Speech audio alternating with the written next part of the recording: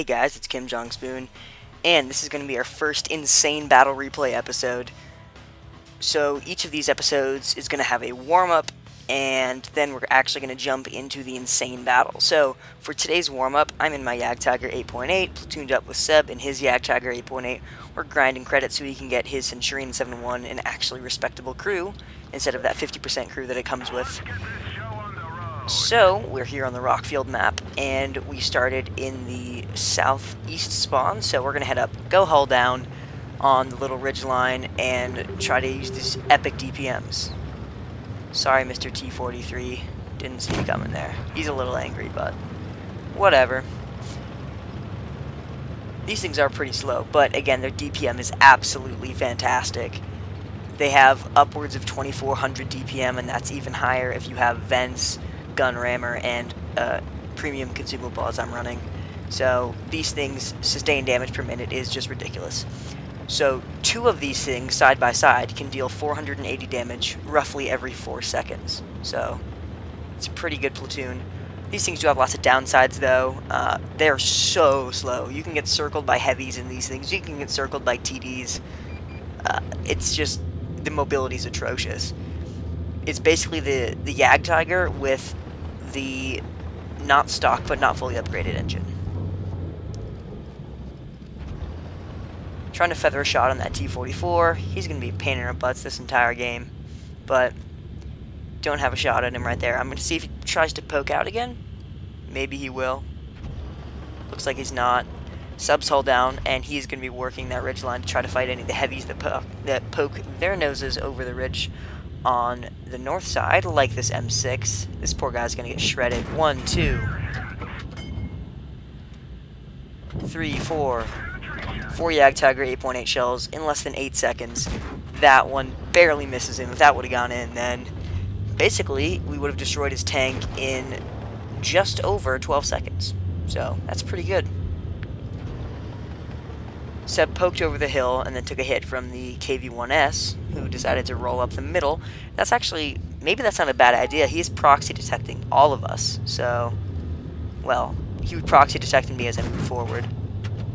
Barely missed on that M6. There's a T-44 over there. KV-1S pokes up the hill and spots me again. T-44 rolls around. Takes some huge shell. That must have been from an ISU. Had to have been from our... Actually, that's an SU. Had to have been from the SU.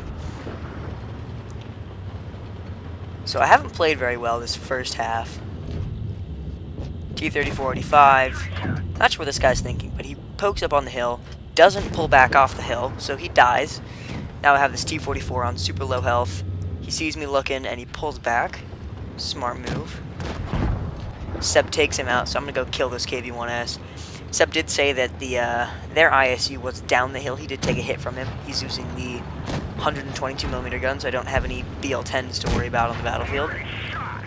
Ram kill. Swag. Probably didn't need to do that, but YOLO. Lost some HP there that I didn't need to, but ram kills are the coolest kills, in my humble opinion. So now it is 4 against 3. There's their T-28. Seb died from the T-28, so he told me where he was. And I know these APCR shells can penetrate the T-28's upper and lower plates, as evidenced by our first shot. That one bounces. He's not at an extreme angle. I think that one hit his lower plate. Maybe they can't pen the lower plate. That one bounced. So I'm not having any luck shooting at his upper plate. The first one penned, but the second one's haven't. That was an APCR. Actually, sorry, that was an HE shell that he fired at me. So I did take minimal damage from that. I switch back to AP ammo. I'm going to try to hit his commander's hatches now. Those are much better targets. So our VK-361H has died, so now it's me and an AFK SU-152. So, the SU is not helping, he's not spotting, he's not taking damage. So in essence, it is a 1 against 3 right here. However, because the SU is still alive, I will not get a Kolobanov medal at the end of the game. T-28 prototype, sorry, just T-28, not T-28 prototype. take his HE shell in the gun mantlet, so it doesn't do any damage. There's the ISU. That one penetrates. Another one into the commander's hatch. I switch to the ISU. He drives into a rock, gets tracked, fires into the rock, repairs his tracks, and still faces the rock. So this guy's either experiencing some major lag issues or is having problems controlling his tank. I don't know. But we take him out anyways. One more shot to the commander's hatch of the T-28 kills him, and now it's me against a Jackson. 1 minute and 47 seconds left.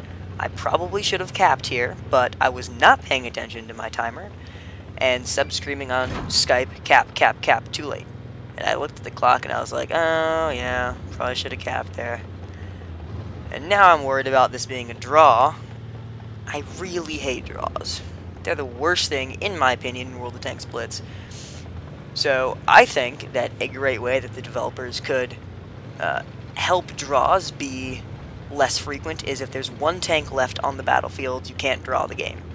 For example, this could never be a draw in my perfect world because there's only one tank left on the enemy team. It's also happened where I'm the only tank left on my team and there's 3 enemies that are all one-shots for me, so I could have gotten a sick Kolobanov's medal, but it's not to be because we draw. So I spot this guy and I'm putting my aiming reticle over him so that I can see where his tank's looking. Now he's pulling over the hill. So I take one in the side, but he comes way over the hill for some reason. I don't know why. He's pulling back, tracks, please, tracks, and we track him and do damage. So basically, he can't shoot me right now. We finish him off. 4 kills, but not Kolobanov's because my friendly was still alive but AFK. So, post-game stats for this warm-up. First class, Top Gun, Sniper, and Crucial Contribution. Seb did die, so we don't get our Brothers in Arms. No Kolobanovs, but let's just pretend we got one. I was pretty much 1 against 3. So now, let's jump straight into the actual epic battle replay from Sebastian1145 in his Jagdtiger 88. So we're here on Middleburg in a Jagdtiger 88 platoon, and this is pretty good matchmaking. They have an IS-6 and an ISU-152 on the enemy team. For their tier 8s, they do have a Jagdpanther and T-29 platoon. So we don't know if they're on Skype or TeamSpeak, but we'll assume that they are communicating. Better be safe than sorry. Starting out, we're obviously going town, and this turns out to be a really strange battle. Initial deployment of the teams, I'm going town, Seb's going town. We have a bunch of medium tanks, and they're all pretty much going hill. And it looks like 7 are the only ones going town right now.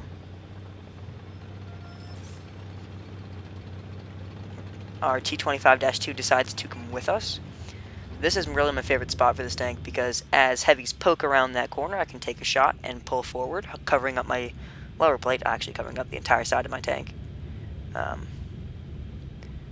before they can fire a shot back. And then they can pull out while they're reloading and take another shot. But it seems like nobody's over here. And then I look at my map and I look and I see that the IS-6 and the ISU that I was worried about are both on the hill for some reason. So we're going to push forward really aggressively. We want to get around these guys, and there's an entire firing line of mediums and tank destroyers on that hill. Those guys turn out to be very important for this battle, because I don't pay attention to them at all. So I'm going to roll around this corner.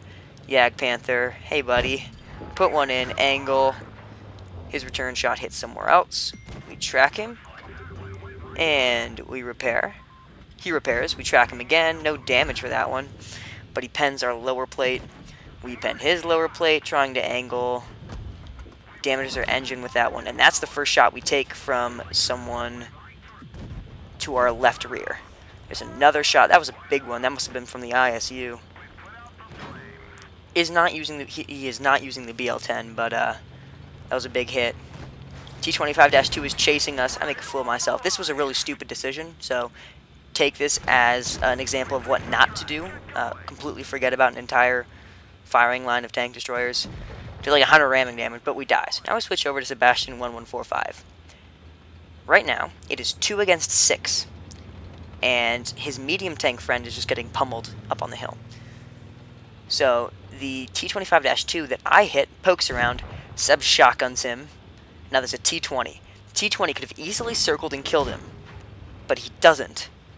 He bounces one off Seb's upper plate. Seb takes a shot in the side from the T-29, who's also on low health, so he decides, screw it, I'm going around. Shotguns the T-29 in third person. Unfortunately, we don't have his view. He wasn't recording at this time, but we get to see it from the spectator perspective, and I was on Skype helping him out, so I look behind me, I look behind him and say, yo, use that T-25-2 as cover. He's going to help you out. So he's waiting for this T-20 to take the shot. Blink, there it goes. He puts one in, that tracked him. IS-6 gets spotted, hits him again, and the T-20 pulls back without taking another shot. So he is going to use this T-25-2's body as cover.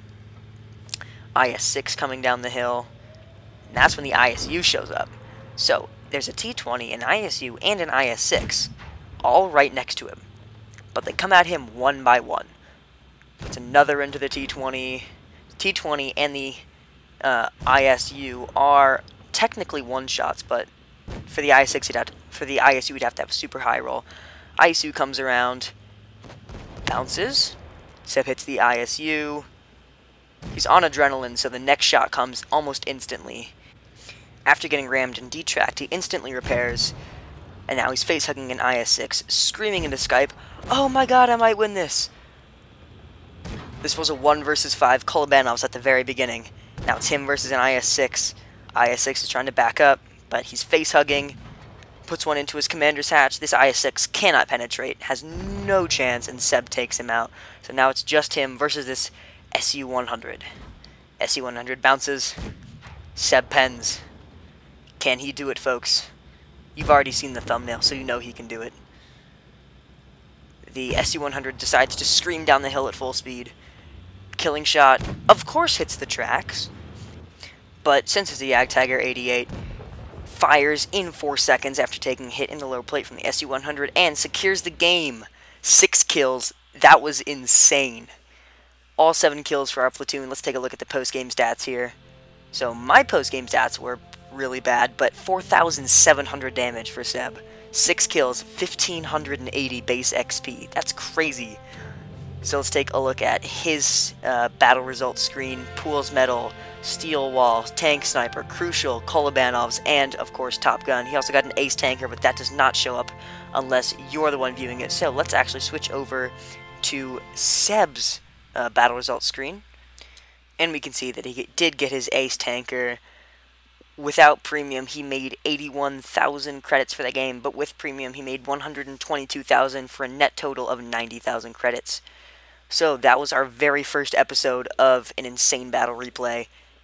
Still can't believe Seb was able to pull this one off, but nevertheless, this was a sick game. If you guys like this video, leave a thumbs up down below, and subscribe for more awesome tank videos. Thanks.